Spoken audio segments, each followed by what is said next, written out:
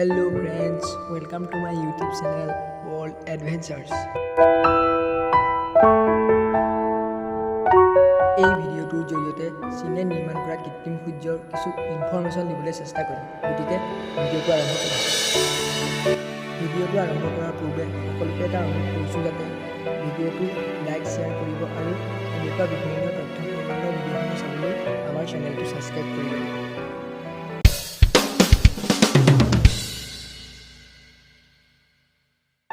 চীনে নিজৰ আৱিষ্কাৰ ক্ষেত্ৰত পৃথিৱীৰ সকলো দেশতকৈ আগুৱাই যোৱাৰ চেষ্টা কৰি আছে।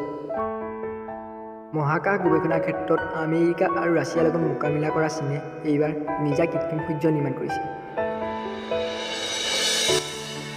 চীনৰ এই কৃত্ৰিম সূৰ্যটোৱে প্ৰচুৰ পৰিমাণে তাপ আৰু সৌৰশক্তি উৎপন্ন কৰিব পাৰে।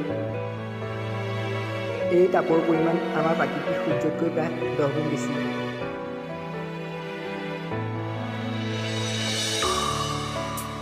চীনৰ সংবাদ মাধ্যম অনুসৰি এই কৃত্ৰিম সূৰ্যটোৰ নাম HL2M দিয়া হৈছে।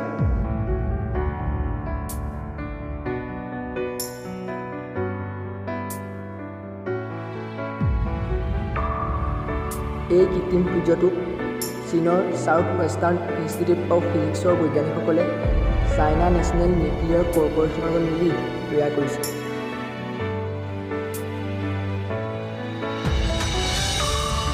চীনৰ সংবাদ মাধ্যম অনুসৰি এই প্ৰজেক্টটোৰ বাবে প্ৰায় $22.5 বিলিয়ন খৰচ হৈছে।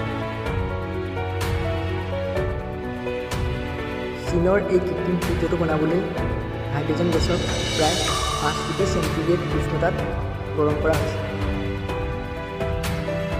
চীনে এই কৃত্ৰিম সূৰ্যৰ উপৰি কৃত্ৰিম চন্দ্ৰ বনাবলৈ প্ৰস্তুতি চলাই আছে। গতিকে আজিৰ ভিডিঅ'টো ইমানতে সমাপ্ত কৰিছোঁ। ভিডিঅ'টো চাই কেনেকুৱা লাগিল কমেণ্ট কৰি জনাব আৰু সকলোকে এটা অনুৰোধ কৰিছোঁ যাতে চেনেলটো ছাবস্ক্ৰাইব কৰি থ'ব। ধন্যবাদ।